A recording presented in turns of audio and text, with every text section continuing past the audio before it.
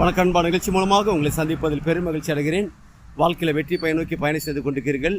இந்த பயணங்கள் நல்ல முறையில் வெற்றி பெற என் அன்பின் வாழ்த்துக்கள். நீங்கள் நல்லா இருப்பீங்க. இப்போ இருக்கிறத விட 1000 மடங்கு அதிகமாகும்படி நம்ம சேனைகள் கர்த்தர் தாமே உங்களை ஆசீர்வதித்து உயர்த்துவாராக. நல்லா கவனிச்சுப்பார்கள். ஏகப்பட்ட தடைகள் இருக்கிறது. என்னுடைய பிஸ்னஸ், என்னுடைய ஜாப், என்னுடைய ஊழியத்தில், என் ஃபேமிலி பிரச்சனை, எல்லா வீட்லையும் நிறைய காரியங்கள் தடை இருக்கிறது. நான் ஆஃபீஸ் செய்கிற வேலைகளில், ஒர்க் அவுட் பண்ணுற எஜுகேஷன் டிபார்ட்மெண்ட், கான்ட்ராக்டில், எல்லா ஊழியத்திலையும் சம்மந்தப்பட்ட இதெல்லாம் ஏகப்பட்ட தடைகள் இருக்குது. அதனாலே அநேக பேர்கள் என்ன பண்ணுறது என்றால் சோர்ந்து போயிருக்கிறாங்க. நான் சொல்கிற மாதிரி ஏகப்பட்ட தடைகள், உங்களுக்கு 1000 தடைகள் உங்கள் வாழ்க்கையில் முன்னேற முடியாதபடி இருந்தாலும் ஒருபோதும் கவலைப்படாதீங்க. எகிப்தில் ஜனங்கள் 450 வருஷங்கள் அவங்க முன்னேற முடியாதபடிக்கு தடையாக காணப்பட்டது. ஆனால் தடைகளை உடைத்து செங்கல்களுக்கு முன்பாக இருந்தது, அதையும் கர்த்தர் உடைத்து பாலும் தேனும் ஓடுகிற நலம் விசாலமான தேசத்தில் கொண்டு போய் நிற்க வச்சார். நான் சொல்கிறேன், உங்களுக்கு 1000 தடைகள் இருந்தாலும் கவலைப்படாதீங்க.